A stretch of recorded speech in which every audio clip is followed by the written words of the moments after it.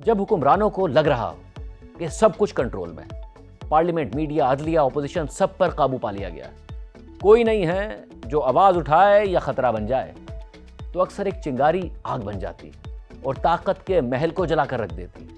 یہ تاریخ میں بار بار دیکھا گیا ہے، مگر پھر بھی طاقتور حکمران سبق نہیں سیکھتے اور طاقت کے نشے میں ماضی کی غلطیاں دہراتے رہتے ہیں۔ اس لیے تاریخ بھی بار بار اور ہر بار خود کو دہراتی نظر آتی ہے۔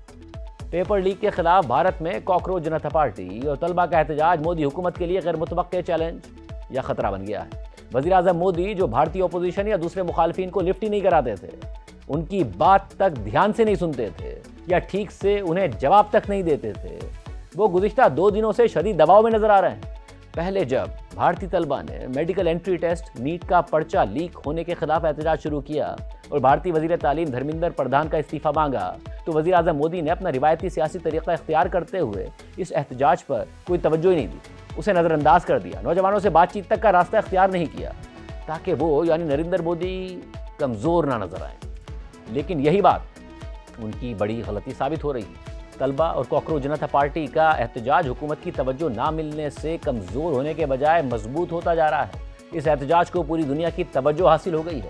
بین الاقوامی میڈیا میں یہ تجزیے ہو رہے ہیں کہ نریندر مودی جنہیں بھارت میں چیلنج کرنا ناممکن بنتا جا رہا تھا، ان کے لیے بھارتی طلبہ چیلنج بن گئے ہیں، اور یہ صورتحال خود وزیر اعظم مودی کے گزشتہ 2 دن کے اقدامات اور اعلانات سے بھی واضح ہو رہی ہے۔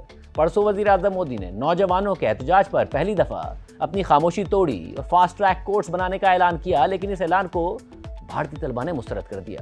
تو کل رات کو وزیر اعظم مودی نے بظاہر سیلفی کیمرے سے ایک ویڈیو بنا کر پوسٹ کر دی اور کہا کہ کل کابینہ کی میٹنگ ہوگی اور مزید سخت فیصلے لیے جائیں گے، جس کے بعد یہ تاثر ابھرا کہ مودی پینک کر رہے ہیں۔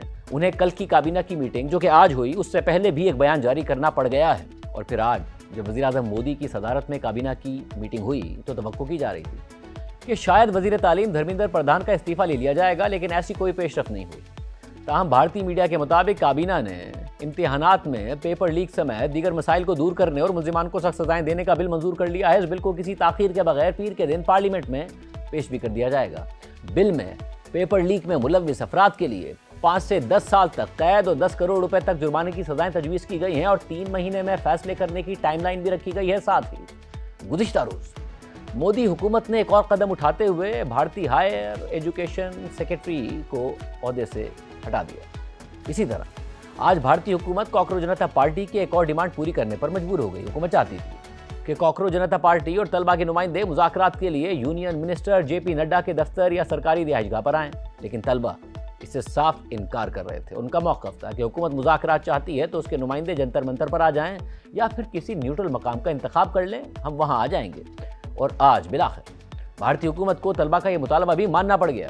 حکومت اور کاکروچ جنتا پارٹی کے نمائندوں کے درمیان کانسٹیٹیوشن کلب آف انڈیا میں مذاکرات ہوئے۔ حکومت کی طرف سے یونین منسٹرز جے پی نڈا اور جتیندر سنگھ موجود تھے، جبکہ طلبہ کی طرف سے کاکروچ جنتا پارٹی کے 2 ترجمان مذاکرات میں شریک ہوئے۔ مذاکرات کے بعد کاکروچ جنتا پارٹی کے ترجمان سوربھ داس نے کہا کہ ہم نے حکومت کے سامنے اپنے 3 مطالبات رکھ دیے ہیں۔ ہمارا پہلا مطالبہ یہی ہے کہ دھرمیندر پردھان مستعفی ہو جائیں یا حکومت انہیں عہدے سے ہٹا دے۔ دوسرا مطالبہ پیپر لیک کے نتیجے میں خودکشی کرنے والے بچوں کے خاندانوں کو 1 کروڑ روپے دیے جائیں، اور تیسرا مطالبہ یہ ہے کہ احتجاج میں شریک نوجوانوں کے خلاف FIRs ختم کی جائیں اور مستقبل میں بھی کسی کو ٹارگٹ نہ کیا جائے۔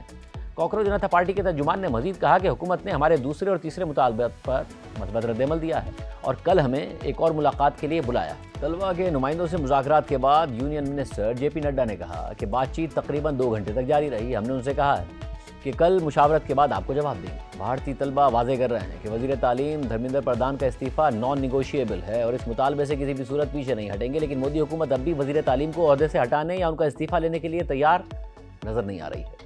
اس کے علاوہ کل پورا دن حکومتی وزراء معروف ایکٹیوسٹ سونم وانگ چک کی طلبہ کی حمایت میں 26 دن سے جاری بھوک ہڑتال ختم کروانے کی کوششیں کرتے نظر آئے۔ خود وزیر اعظم مودی نے سونم وانگ چک سے بھوک ہڑتال ختم کرنے کی اپیل کی۔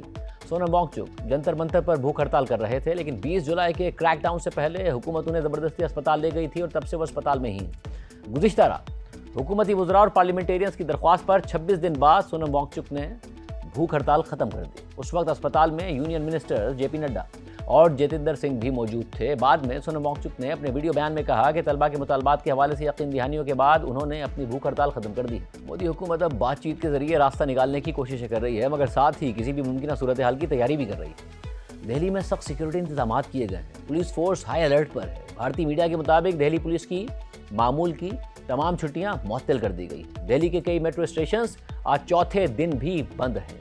جنتر منتر کے آس پاس انٹرنیٹ کی بندش کی شکایات بھی سامنے آ رہی ہیں۔ بی بی سی ہندی اور بھارتی میڈیا کے مطابق دہلی یونیورسٹی اور جواہر لال نہرو یونیورسٹی نے اپنے طلبہ کو جنتر منتر کے احتجاج میں جانے سے سختی سے منع کر دیا ہے اور باقاعدہ ہدایات جاری کر دی ہیں۔ اسی طرح بھارتی نیوز چینل آج تک نے دہلی پولیس کے ذرائع سے خبر دی ہے کہ پرتشدد احتجاج میں ملوث طلبہ اور نوجوانوں کے پاسپورٹس بھی منسوخ کیے جائیں گے۔ اس کے علاوہ خود کاکروچ جنتا پارٹی کا دعویٰ ہے کہ دہلی پولیس نے جنتر منتر کے پاس فیشل ریکگنیشن وینز کھڑی کر دی ہیں تاکہ دھرنے میں شریک طلبہ کی ذاتی معلومات حاصل کی جا سکے اور ان کی شناخت ہو سکے۔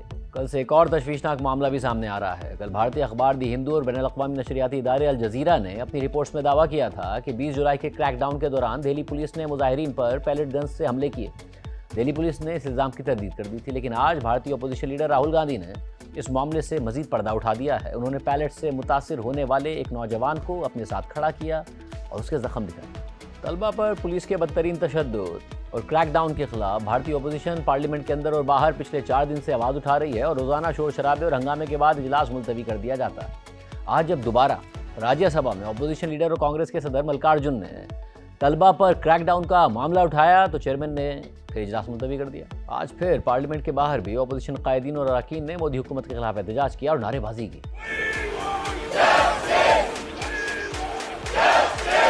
اس پورے تنازع میں بھارتی میڈیا بھی کڑی تنقید کی زد میں ہے اور اسے حکومت کی حمایت میں بیانیہ بنانے پر ایک دفعہ پھر گودی میڈیا ہونے کے تانے مل رہے ہیں۔ کانگریس کی رہنما پرینکا گاندھی سے جب پارلیمنٹ کے باہر صحافی سوال کر رہے تھے تو وہ غصے میں آ گئیں اور صحافیوں سے کہا، آپ کبھی حکومت سے سوال کیوں نہیں کرتے؟